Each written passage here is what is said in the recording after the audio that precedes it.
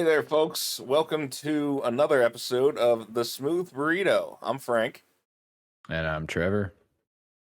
And yeah, we got a cool new look for you. I tossed together some shit in OBS on the fly that looks pretty nice. So, of course, if you're listening via audio, you're not going to be able to see it unless your X-Men mutant powers have activated. And if so, please proceed to your nearest Xavier Institute. But yeah, today we're going to go over a little bit of news. I don't think there's a ton of it. And then we're going to talk about what we've been playing, of course. And then we're gonna talk about The Last of Us. So yeah, we might as well light this candle with talking about what we've been playing first, because I had that flipped backwards. If you want to go ahead, Trevor. Yeah, sure. That was a lovely intro, Frank. I enjoyed it.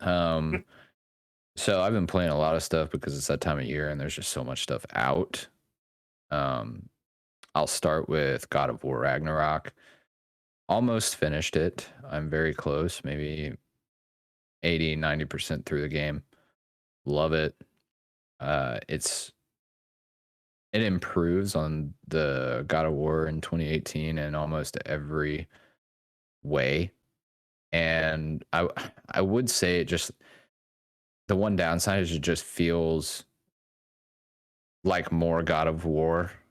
And I would say like the first 25% of that game just feels like God of War 1.5. It does eventually get very wild, and I won't like spoil anything, but like it does get substantially more robust after the first 25% or so of the game. But I will say, like, it definitely feels like a game that was made for PS4 for that generation. It doesn't feel as like next level as, say, I don't know, even Horizon did early in the year. Um, it feels like this was a PS4 game that was built for PS4, that was built for that generation, that was, released on PS5. But it's still Yeah, a great game. Love it. Having a blast with it. yeah. I have the one that they did before that, which was just called God of War, if I'm not mistaken. Yeah. Right? Yeah, I have Yeah. I have that one, and I've been looking forward to playing it now that you've been talking about Ragnarok a bit. I hear it's pretty cool, so I'll probably check that out shortly. Um, Yeah. I would say like everything's improved. Like I thought God of War 2018 was an absolutely incredible game, and for the time it was like almost perfect for that type of game, for that, Sony blockbuster exclusive with, the more linear story. It did add some more like open aspects to it. Uh, but it ultimately was an amazing game, and then Ragnarok just improves on every element of it, uh, in every aspect. It's great. nice, nice. Well, I've been playing weird old fighting games, of course, because I always do that. And yeah, just been having some fun. We played Terrordrome recently for what we called for Halloween, which was November 5th. But we Yeah, still wanted to do a Halloween stream, so we just did it then. Um, right. but that was really fun. Terrordrome's like a fighting game made in the Fighter Maker 2K engine by a dedicated team of horror fans who put a bunch of copyrighted characters into the game, like Freddy and Leatherface and Jason and shit. So obviously they can't sell it at all. They do have a newer version that they are selling on Steam, which has all the copywritten characters removed and changed out with some more folklore horror stuff, which that's cool. I want to play that game too, but the original is just completely fucking nuts and out there. It's hilarious seeing like the guy from Reanimator beat the shit out of Pumpkinhead. Yeah, And it's that's a good game to hilarious. boot. It's fun to play, so had a lot of fun with that. That's awesome. Uh, Other than that, I can't really think of anything much non-fighting I've been playing. I obviously played The Last of Us, The Last of Us, which we'll get to. Um, but yeah, other than that, I have not been touching much.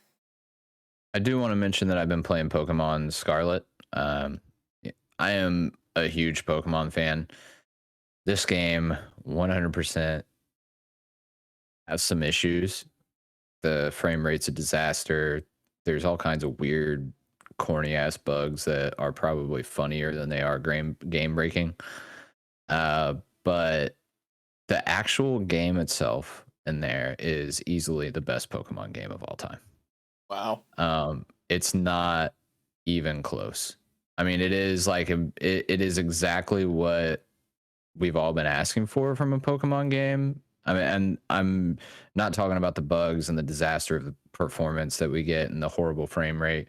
And people want to complain about the hardware, but I've seen much more, you know, involved games, much bigger games, perform significantly better on this machine than this. This is clearly just a game that was released far too early, but uh, Pokemon is a very profitable franchise. I'm sure it needed to get out the door. But what is there can hopefully be patched performance wise. This is an absolutely amazing Pokemon game. Open world, tons of stuff to do. I find myself getting lost for like hours in this game. It's really, really good. I wish it performed better. I do. I think it will. I think ultimately, from what I've been reading, the issues with the actual game itself should be able to be patched. And Arceus had some issues at the beginning of the year as well. And it only took them about a week to get a patch out to fix the majority of the bugs and things that it was showing. So hopefully soon, Scarlet and Violet get a patch and everybody can enjoy this game a little bit more because, yeah, I'm loving it. It's great. Yeah, I'm sure that like they'll iron those issues out. From what I could tell, it seemed that a lot of things were down to like memory leak issues and stuff like that because I saw some reports of people playing it on the Steam Deck and like them like under emulation having a lot less in the way of issues because that thing has a lot more horsepower than the Switch, so it can just kind of plow through the poor optimization. But it's cool that it's apparently a really good game. Like I know people have wanted the open world Pokemon experience for a while, and I never really got why they didn't pursue that earlier. I think they tried to with Sword and Shield. They like dipped their toe in the water with those like multiple open areas that you can go into, and then they did that again with Arceus, again with more like isolated areas that were open, but nothing like this. I mean, this is like essentially a Breath of the Wild type like open world where you can just like go do whatever you want whenever you want.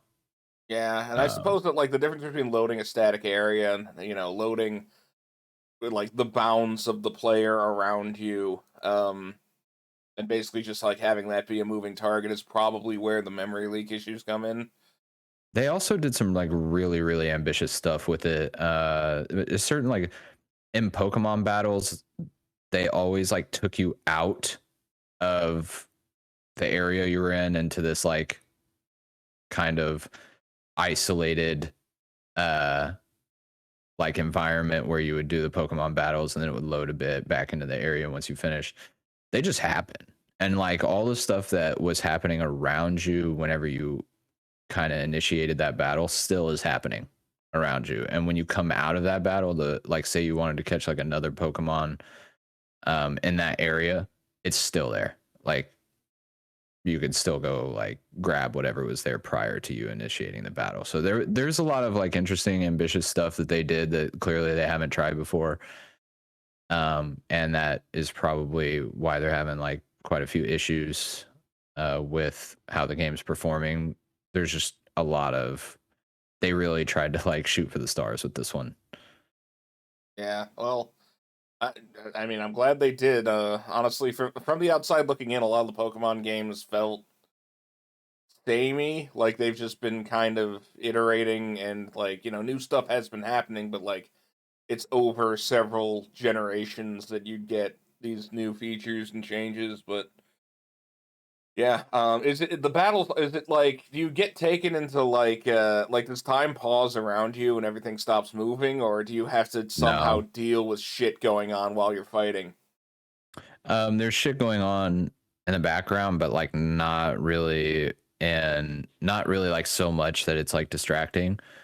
Um, it's kind of hard to explain, but it's yeah, it's not a bother. Like it kind of zooms in on the Pokemon while they're fighting.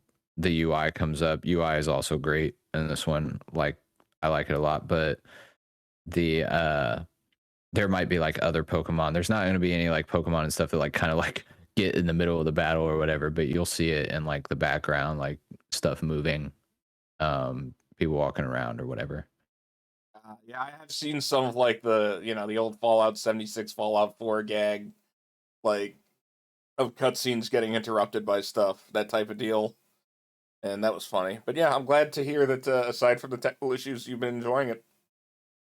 Yeah, yeah, I like it. So I guess with that, it's time to move on to gaming news, which the Pokemon performance was definitely one of them. Um, let's see, was there any other big gaming news I wanted to talk about? That Bayonetta thing turned out to be a bigger clusterfuck than everyone thought it was going to be. Yeah, Um, that's true. yeah, that lady apparently was a fucking liar, which is great because there are people with legitimate voice acting grievances, and now you just made it harder for all those people, I guess. Yeah, I know. Um, yeah, what a shit show, for real. Other than that, I can't really think of anything. There was the Game Awards. Oh They released yeah, the the nominees. Dorito Pope Awards happened. Yeah, yeah. Uh, and Stray was nominated for everything, including Game of the Year, which I found weird. People like their cats. I mean, it's so interesting to me, and there were definitely games that probably should have been there instead of that one, but okay. I mean, I played it. It was cool. Was it Game of the Year? Not even close. These are Um, the people who brought you Sifu in the fighting game category. yeah, also Which, if that's a a fighting huge game, I L. want to know why the Yakuza series got snubbed all these years. Yeah, for sure, man. That's a good point. I haven't even seen anybody bring that up as like an argument. But yeah. Um there were a lot of interesting uh there were a lot of interesting nominees and stuff like that. We don't have to go through them all, but that was just one that I thought was really weird that Stray ended up in Game of the Year instead of just a variety of other games. Yeah, I don't know. I think it's just like it for me. It's just the draw of that gimmick, and the fact that the game was apparently like people liked it, so that's probably it. But yeah, that's kind of naff, if you will. Yeah. Maybe I'm just a Stray hater. Straighter, you're straighter. That's okay. That's okay. uh, yeah, I can't really think of any other gaming news. Might as well talk about the footage running in the background of this here logo. So we both played The Last of Us. I played it on the PS4 version. I got a Game of the Year copy. I think you ran through it on PS5. I did, yeah, I did. And I'm gonna let you do your thoughts first because mine aren't good. So Aren't good. Okay. So, I think this style of game does not hold up as well. I think that I do want to preface this with The Last of Us is a great game. The story told here, I think, is incredible, and I think it holds up well. I'm glad they're making a show because I'm really interested in what HBO does with it. But this whole style of game that was really popular for a long period of time. This whole Uncharted, Last of Us, God of War thing that Sony was doing with these blockbuster movie games, I don't think hold up nowadays quite as well as they used to. They just feel dated. They don't feel new. And I think a lot of the things that games do nowadays is give players like ultimate control and choice, and these games just don't. They're too linear. It is just walk here, go through this area, do this thing, and then get to the next cutscene. and games were like that for a long time. PS1, PS2, that kind of thing, and then PS3, and then finally PS4 kind of like reached the like limit of what a game like that could be. And I think like it doesn't hold up quite as well. Even in The Last of Us 2, which is a little bit of that, they even put like kind of like a few twists on that in terms of how the story was told and played out. But The Last of Us does feel old. As far as the PS5 performance, it looks great. I think that this is the best looking version of this game, obviously, but also one of the best looking games on the PS5. I mean, they really did an incredible job with just the overhaul they did. It isn't just like a remaster, an HD remaster. They really changed a lot of the character models, adjusted how uh, certain things felt in the game, and it ultimately plays just so well. Like I couldn't go back and play the PS4 version of this game after playing the PS5 version of this game. Is it worth $70? No, because the game is still Last of Us. It's still a 10-year-old game. It still feels dated for the reasons I mentioned before. But this is the best version of the game. And if The Last of Us is one of your favorite games of all time, it is one of mine. Then it's worth a run through. Other than that, you could probably skip it. Hmm.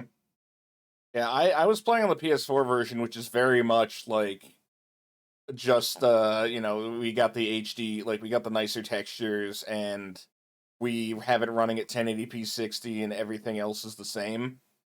Because I noticed a lot of weird, shonky animation glitches in this game, where like people Really? will just like, yeah, I like. There's multiple times, and granted, I'm not gonna like point out this footage because you can't fucking see it, and it's also not the right point.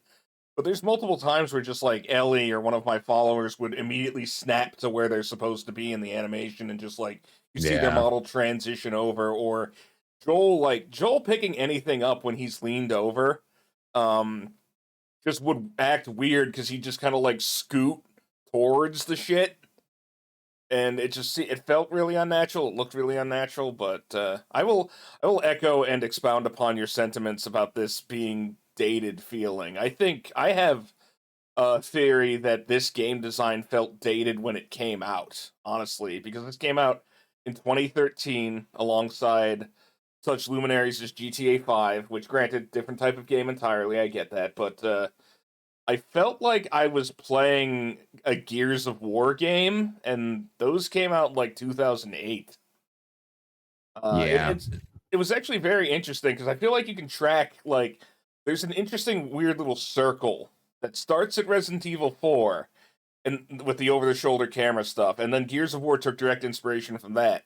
And I feel like this game takes inspiration from Gears of War, so but it's back to being about zombies, so it's kind of like this interesting survival horror circle. But yeah, like it's basically just a series of arenas where you have to take out the enemies, either via stealth or via guns, except when they force you to do it with either stealth or guns, because this game's pretty big about railroading. Um, but yeah, it's a series of those, and then it that is broken up by conversation corridors where people talk to each other and you solve a puzzle, and by a puzzle I mean you either have to find a ladder or a dumpster or a pallet. That's about it. Um, Yeah. I didn't think the crafting system added anything to the game. In fact, the crafting system infuriated me because Joel, the only way that like the and we're talking ludonarrative dissonance here, where like the gameplay and what's actually going on in the story don't really mesh. Joel is supposed to be like big zombie survivor man, right? He's supposed to have been doing this for like a decade at least. He understands what's going on. That's why he's competent enough to take Ellie through the fucking fucked up lands to to Spoiler Town. That's where they're going, Spoiler Town. Um why is it that he doesn't realize that you can basically make a shiv out of anything? Yeah, Why I know what you doesn't mean. Why did there's a part where you pass by 2 intact scissor lifts, and I'm like, each of those is like 16,000 shivs. Like, just take the bolts out and grind them up. Like, even I know that, and I'm a fat gamer nerd. Um, Same with his shooting. Like, he can't aim worth a damn. And I know that I believe in That's a interviews thing. the creator of Yeah. the game said that they intentionally fuck with the player's aim to make it like a more, I don't know, cinematic experience, or whatever superlative I can put on that makes it make any vague sense. But like, if we're going to sacrifice the fun of the gameplay to support the narrative, why are there points where we're sacrificing the narrative for the gameplay, such as like, the fact that Joel is a survival man being an informed attribute, and you, the player, when going around, don't really feel like that. He's a murder machine, don't get me wrong. Like, he's definitely good at killing things. But beyond that, just simple shit like carry a knife with you, bro. Ellie carries a knife. Like, Yeah. why don't you have a big Yeah. fuck off Right. Rambo knife? Like, and then you could make it like, instead of having to use a shiv on the clickers, you could have had it be like a syringe or something, where it might be rare in the environment that you find it. Like, there was like some sort of attempt at a cure that didn't work but still kills the clickers real good. I don't know. Yeah. Just like stuff like that. I really, really didn't like the fact about like how the game would fuck with your aim. I feel like there are multiple times where I would have someone completely zeroed in, hit them bang on, and they wouldn't take any damage, including one time at the by the way, we're probably going to get into mild spoilers if you haven't played this game that's a decade old. But the point at the sniper rifle battle in the neighborhood, Yeah. where like I shot a guy point blank in the chest. It made the fucking X like I hit him. And this also happened outside of the Infinite Cipher battle too, to me. But it made the X like I hit him bang on, no reaction. Like, so I'm just like, Yeah. what the hell's up with that? Are you calculating bullet damage after the fact of the intersection here? 'Cause if so, that's Yeah. bullshit. And then towards Yeah. the I know what you mean. oh, sorry, I didn't mean to cut you off. No. Yeah, I know what you mean. I will say that the PS5 version fixes a lot of those bugs. The whole like it does feel more natural. It does feel like a PS5 game, or like a current generation game, where like you don't get those weird wonky animations where like you're like sliding a little bit to grab something up, where like your player just like moves. I know exactly what you're talking about with that. Or like stuff that kind of like takes you out of like the cinematic experience that they tried to create for you. The PS5 version seems to fix the majority of those, and it did feel much more modern. But like you said, I just feel like this whole game design of clear this area, more story, clear this area, more story, and you're just kind of moving through the motions to get to the next story point, Yeah. rather than finding like these incredible uh mechanical experiences. Where I will say God of War Ragnarok, for example, as I spoke earlier, suffers a lot of these same problems, where it does feel a little bit more like a PS4 game because of the fact that it is more move through these areas and then um get more story. You're kind of like you're still moving forward based on getting more story, but it does do some really creative stuff with how the storytelling is implemented. But also it does open up quite a bit and let you like explore things, do some side quests, do some other shit to like kind of upgrade your gear. It's got this whole like gear score situation, which sometimes, if done poorly, is really detrimental to the game, but God of War does it well. Last of Us doesn't have anything outside of that story to move you forward, which feels really dated in concept to me. Yeah, there's no real sense of like, and I'm not saying every game needs to be an open world game. Like, I'm fine with linear game design. I think that you can have really good linear game design, but this just, it felt like it's basically a hunt for cutscene triggers. Either a cutscene trigger in the environment, or the cutscene trigger of killing all the guys, or getting away from the thing. And yeah, just a really, really limiting experience. It's all these beautifully rendered environments that it feels like you should be able to explore that are then artificially gated off by either things that should be traversable that aren't for gameplay reasons because, the game needs to keep you hemmed in. Um or like just places that you can't explore straight up because the game doesn't want you to do that.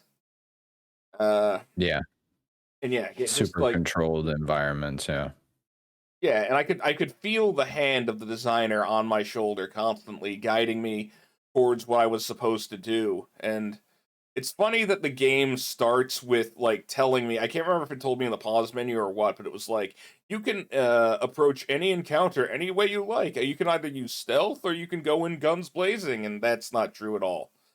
There are no, encounters yeah, where that's they a obviously expect you to use stealth, and there are encounters where they obviously like they will have guys staring who will never move at the only point that you can cross in a building.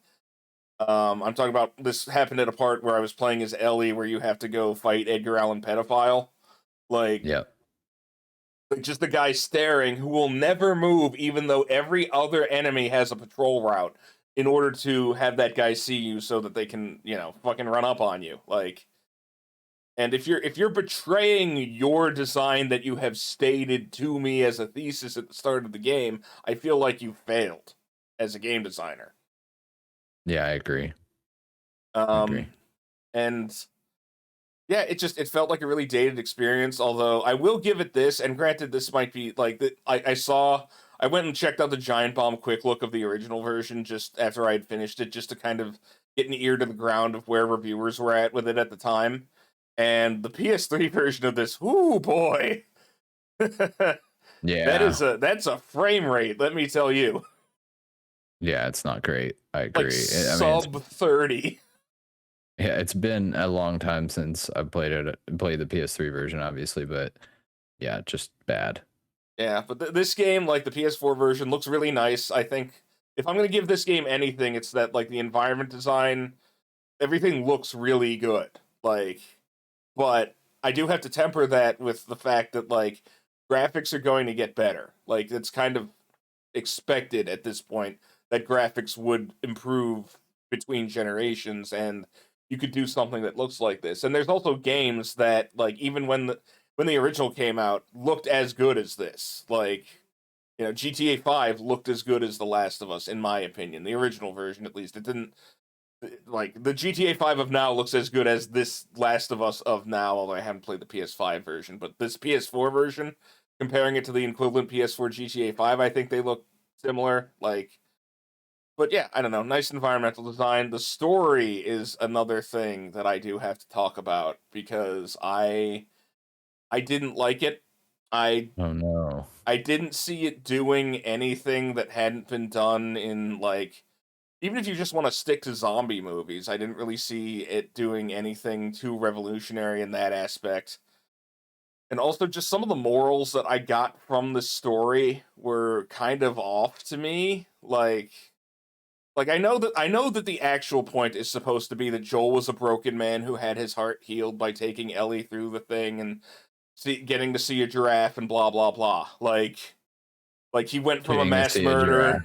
Yeah, the long journey from being a mass murderer to being a mass murderer who saw a giraffe once. Yeah, I do disagree. Um, I thought the story was easily the best part of it. I do think that is the part of it that does hold up the best. I feel like I could play this game 10, 20 years from now and still appreciate the story, the character development, the world building. I felt that, yeah, sure, some of the like cliches are there, but the characters really stuck with me. I liked the relationship building they did with Joel and Ellie. I like the, I mean, we won't touch on the ending dilemma, but I do really like how it left things a little bit open to perception and had a lot of people divided on opinions on how they would approach the situation had they been in those shoes. I do appreciate some of the situations that they were put in, some of the choices that were made. I thought overall the story holds up. I enjoyed it a lot, and I'm really looking forward to the show that actually starts in January, just because I would like to see how they interpret this, because I feel like this is better as a show or a movie than it would be a game, because mechanically it doesn't do anything revolutionary, but the story is what kept me going, and I, why I like it and don't mind replaying it. I will agree with you in that it probably has more value as a linear narrative, like a movie or a TV show, than it does a video game. But I do have to like what I got out of the story is the major theme that I found for me was the game was saying stick to your own kind, other people are scary, and science is evil and will hurt you. Like those are the two themes that I got out of this. And Yeah, granted, like I'm not a literary scholar or anything. I'm just a guy who's watched a lot of movies and read a lot of shit. But like maybe I'm pulling the wrong things out of this, but I got that. I also like the weirdest thing for me to notice, and I don't think there's enough weight to this that I can pull out to make like an actual cogent argument about it. It's just a thing that I noticed, but like all of the non-white people in this game get killed, like all of them. Like like all of them. Yeah, I think you're all right. of the main characters that are not white get killed, and then like I noticed like when you go to like Joel's brother's little enclave hut, like only the enemies seem to not be white, and I'm just like, this is weird. This is real weird. I'm not gonna That's an go back interesting and thought. like fucking comb through it to figure out whether or not I'm 100% correct on that. But there's that. There's the fact that like the regular zombies, not the clickers and like the ones who are more fungal, I guess. But the regular zombies just kind of act like, your standard description of like tweakers or homeless people or something. And granted, this is a problem that has arguably plagued zombie fiction since its inception. Is Yeah, that like what do the zombies mean? And in some cases, like I think like Night of the Living Dead, they're kind of not representing the same thing that they are here. Like a lot of zombie fiction is just basically used as an excuse. Is what if I could kill a lot of people and get away with it? what Uh, if I could kill a lot of people, get away with it? which granted, Joel just kills a bunch of regular people and gets away with that too. They are I know. creepy libertarians, but like he still kills a shitload of people, which like the game does make a point of pointing out narratively and use. I know it uses it in the sequel. Uh, just knowing what I do about the opening of that game, but like it does feel rather dissonant when like you're supposed to be former murderer learning how to be a dad, and then you're still like ramboing through a shitload of people.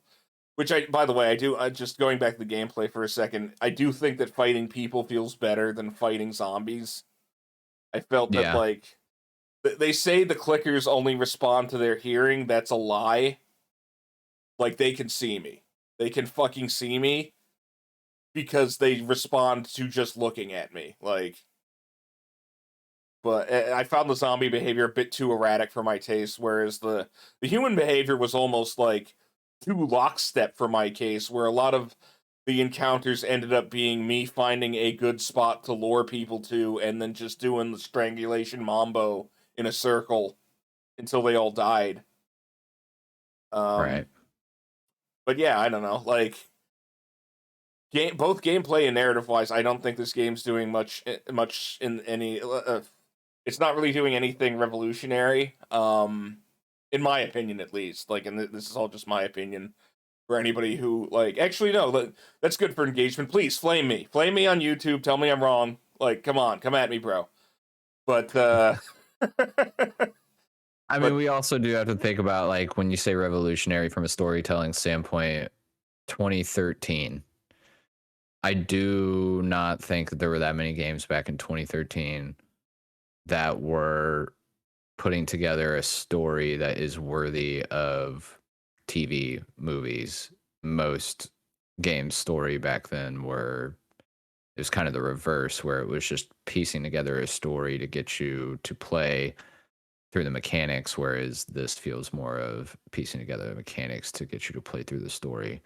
And Oh, I do feel like back in 2013 there just I can't really count that many games back then that had a story this well written and put together. well, you had stuff, and granted, like you're probably going to say that these don't measure up, but you had stuff like Gears of War. No. You had John Halo's Fun Time Adventures, which are all about being cinematic and whatnot. You had fuck, I was just thinking about it and then I lost it. You had games like BioShock. Okay, Uh, BioShock is up there for sure. But it hell, told the like story. It told the story through world building, which is probably even better. But it was different than this. But yeah, BioShock is up there for sure. yeah. And in terms of just like making me feel something, giving me a sense of pathos, part of my problem with The Last of Us is that it's so dour. And I understand, yes, like yes, the zombie apocalypse would suck. Like this would absolutely suck. But there was not really any levity, and any levity that like it felt like the game was building. Like when you meet a certain character about halfway through, any levity it felt like the game was building, it would immediately undercut just so that Joel could feel more man pain. But I look at this and then I look at fucking Saints Row 2. Yeah, Oh god. the fun time shoot 'em up game about hitting people with dildos, although that's 3 and not 2, but I split hairs. Yeah, two is That more a GTA clone. But yeah, that game has points where I feel pathos for the characters and I feel the story beats, which I won't spoil, but like that game made me feel more than The Last of Us, and I think it just has to do with the contrast uh between like those moments of like emotion and the rest of the video game, whereas it felt like The Last of Us would try to make those artificially by like I said, having those moments of levity and then immediately undercutting them. But yeah, yeah, like as far there were not a lot of like come away happy moments in this game. Everything was ultimately depressing. It yeah, was. It's not a game where you're gonna be. There's no fucking happy ending. Sorry to spoil it for you. There's no happy ending. Like there's no come away from certain situations with uh any sort of like rewarding thought. It is dire. It is depressing. It is just. It's a game that like is definitely down, down and yeah, out, dude. yeah, and The I whole get the time. like I know that's the point, at least narratively, but when you weld that to the fact that the game itself doesn't feel good to play, it's like on two fronts I'm being told you should be feeling bad right now. And I need at least one front where I feel good. And granted, there were moments in this game where I felt good, but a lot of those were the points where Joel would magically get infinite ammo for a reason. Like Yeah. when you're hanging upside down by the refrigerator or the sniper battle, like and also just going back to like why isn't Joel better at survival shit? Why wouldn't you pick up as many bullets as you can see? Why am I finding bullets and it says full? He has a backpack. I don't Yeah, I know. agree. Yeah, Just I get what you're saying. like the gameplay wise, I would play. I would if to me, if you want to replicate The Last of Us in a more that video file end. No, what's it? Oh, I must have had to fuck with the thing or something. But anyway, gameplay wise in The Last of Us, like if you wanted to replicate the experience, what I would recommend is watching something like I don't know, Dawn of the Dead, Day of the Dead, even the fucking Zack Snyder Dawn of the Dead, and then playing Hitman. Like you'll have a better And time. then playing Yeah, Hitman. yeah, just like play Hitman and pause occasionally and watch a little bit of the movie, and you'll replicate the experience. Yeah, I feel you on that. Yeah, I don't know. I don't look, and I like looking at it from now. Like, I can't judge then because honestly, I had a 360 at that point. Like, I think I might have had a PS3, but I didn't have much for it. Excuse me. I was mostly a 360 gamer, so like I knew what I was when I was playing, but like I didn't play the original version of this game. I just watched my roommate play it. But like judging from now, I don't really think that there's a reason to play this. Uh, and yeah, that's me personally, but I can't see one. Yeah, Although, I think that it is dated for the reasons that we mentioned, and if you haven't played it before and you have a PS5, if this game goes on sale, grab it. It's worth playing. But I yeah, if you're gonna do. play any version, and you can get that one for a good price because that one is completely rebuilt from the ground up at least, so it has less of the shock factor that I found in this version. I'm interested to see differences between this version and the PS3 one. I need to see if someone's listed them out anywhere actually, because I noticed like in the Giant Bomb review they were talking about points where like you would take damage in the cutscenes that you can't control, but it would reflect as damage on your character, like to your health bar. And I think they took that out. Oh yeah, I think you're right. I think I know what you're talking about. Because I didn't notice any of that, and believe me, I would have bitched about it. Like, especially in those like early days, like health and shit is scarce enough to where I would have been angry if the game just decided like, oh yeah, give me a fourth of your health bar. I also didn't like how the difficulty curve felt more like a slope downward than anything. Like, I suppose like aside from right at the end where you're fighting soldiers and they're basically hit scan, like I never really felt as imperiled as I did at the start of the game. Like once you get more than like two guns and the game starts giving you enough ammo. And granted, I played on normal. Like I was just going to go in for like what's the average experience of this game, so I played on normal. Maybe that would be alleviated by playing on hard or something. But like I felt like the game got easier as I went along, which was kind of weird. Yeah, for Um, sure. I I think I agree with you on that. yeah, my final thoughts on this, aside from like not seeing a reason to play it, like I said, are like this has given me a lot to chew on, like just thinking wise. Wow, I sound like a real genius while I'm talking here, but like this has given me a lot to chew on to the point where I might do a more organized like video essay on it and why I don't like it. But I don't like it. That's Oh my my god, review. and I do like it, and that's my review. Yeah, we got a thumbs up and a thumbs down here on Ebert and Roper's video game roundup. That's And with good. that, we got to talk about our next game on the list, which will take a lot less time to play than The Last of Us. Let me tell you. We got Metal Warriors, my favorite SNES Metal game. Warrior. Yeah, it's exciting. Yeah, Looking forward to it.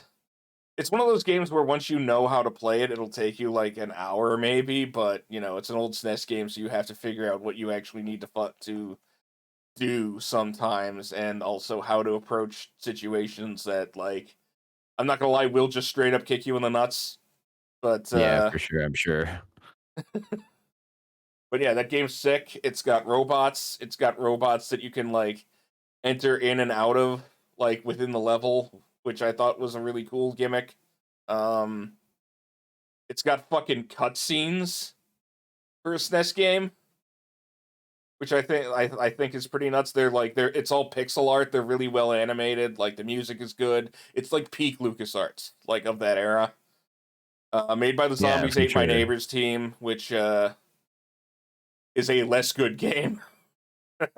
Yeah, I'm gonna get the fucking zombie people on me at both ends now, but yeah, I'm excited to check that out. Actually, what is today? Is today Wednesday? Yeah, it's Wednesday. So I'm gonna be doing a little later in the Fraud Crew Discord, which Trevor I will give you an invite to. Gonna just be playing some of the multiplayer casually because in addition to having a really good single player, it has a really fun multiplayer mode. That's Um, dope. Yeah, I'd like to check that out, dude. yeah. So yeah, that'll be 8 at like 8 tonight. I don't know why I'm bothering to tell people on a pre-recorded podcast, but If yeah. you So yeah, happen to these have a time machine if and you you can go happen to back have a to eight time o'clock machine, on Wednesday, check it out, dude. but yeah, that'll be cool. And then after that, we're doing Elden Ring, right? Yeah, I think so. That'd be a good one. Should have give me some time to get some of the games I'm trying to finish up now out of the way and dive back into Elden Ring and give it the appropriate attention. Yeah. Did we have anything else we wanted to talk about? No, I think I'm good. All right, cool. I think that's going to put an end to this episode. So we will catch you later.